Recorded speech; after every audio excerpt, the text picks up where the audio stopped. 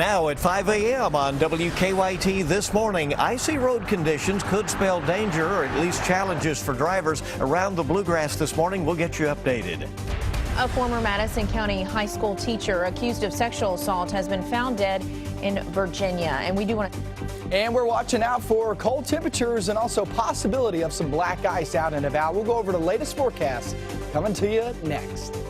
And we're learning more information after a late night shooting in Laurel County.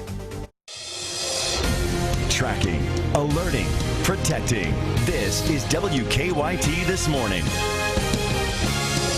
Good morning. It's so nice to have you with us on WKYT as we get Tuesday off and rolling. I'm Bill Bryant. And I'm Rebecca Smith. It's supposedly cold outside, but for some reason, maybe it's just mental. I feel like it's a lot warmer than last week. Right, but it's cold. Still, we're in the 20s, I think, in most of our area this morning.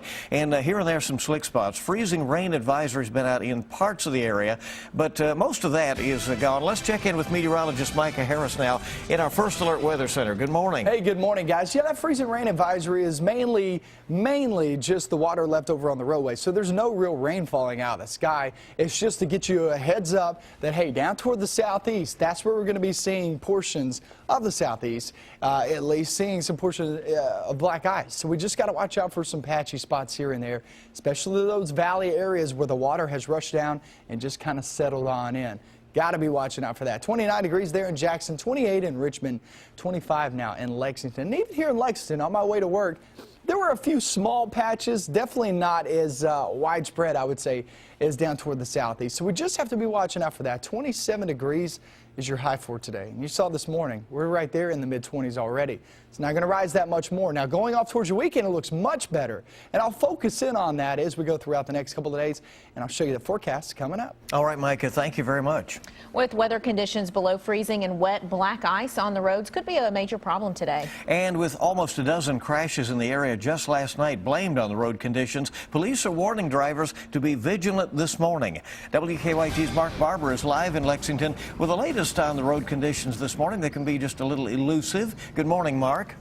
Good morning, Bill and Rebecca. The National Weather Service has a traveler's advisory in place for the next 4 hours for many parts of central and southern Kentucky, and here's the reason why at my feet. Patches of black ice like this are on many central Kentucky roads. A lot of the water that fell through the rain yesterday has now frozen into these patches of black ice, again, on many of the roads that we've seen here in Lexington.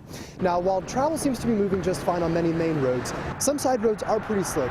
In fact, right behind where we are set up on Pleasant Ridge Drive, there's quite a large slick patch of black ice in the turning lane. So that's something that people need to keep in mind as they head out of their door and hit the roads this morning.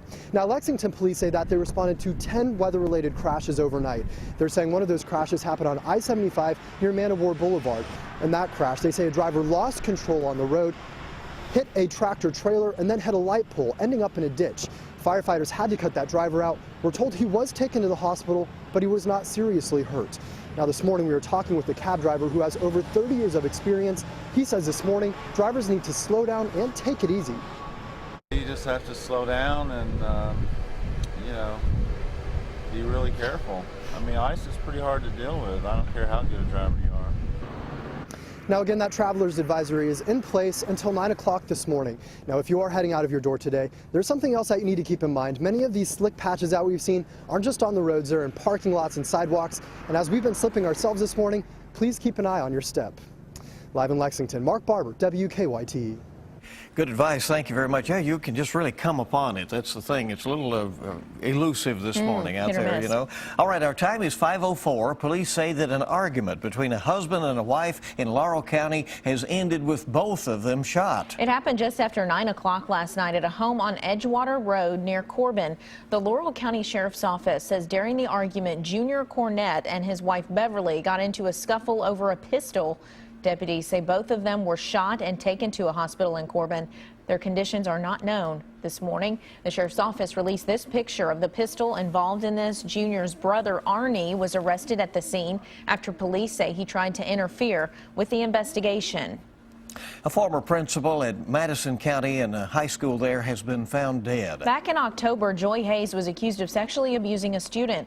Berea police tell us Hayes died over the weekend in Lee County, Virginia. WKYT's Hillary Thornton is at the live desk with more on this story. Good morning. Good morning, Rebecca and Bill. Police say Hayes died in Virginia, and now investigators are trying to figure out what caused her death. Hayes was once an assistant principal at Lexington Traditional Magnet School and then at Madison Southern High School, where police say she met the teenager she is accused of sexually abusing. In addition to sexually abusing the victim, she is also accused of stalking and assaulting the victim's friend. She resigned from her job at Madison Southern in December of 2013 and was arrested last October. Police say the victim was in her car when she was arrested. She was indicted by a Madison County grand jury for 9 charges last December. Berea police also tell us she recently had contact with the victim again, and they were preparing to file new charges against her. At the live desk, Hillary Thornton, back to you. Thanks so much, Hillary. We are learning more about a man arrested for a string of crimes in Laurel County. Police arrested Joshua Smith in Lexington hours after police say he escaped from a chase in Laurel County.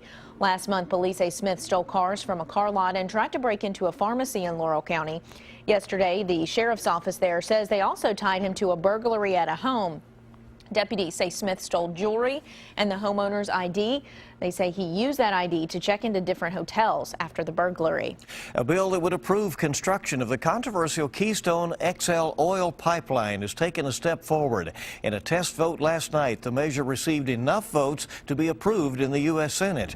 President Obama has threatened to veto the bill.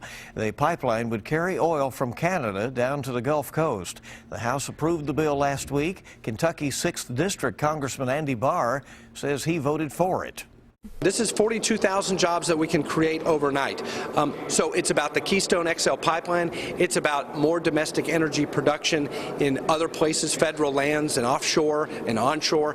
And it's also about ending the Environmental Protection Agency's war on Kentucky coal, which has cost us thousands of jobs in eastern Kentucky, and the jobs that support the coal mining jobs in my district. Senators will now consider amendments to the bill that Republicans hope will attract more Democrats to vote for the pipeline in the coming weeks. More help is now available for people who are struggling to pay their heating bills. The Community Action Council began taking applications for low-income energy assistance program known as LIHEAP. The federal program is designed to help low-income families pay utility bills, which can be expensive during the winter. It's based on how well that house is insulated or how well their apartment is insulated. You can see a bill from $200 to $500. The range is really based on what's going on in that home. This winter, the Community Action Council expects to help more than 6,000 families. Money from the program is given on a first-come, first-served basis.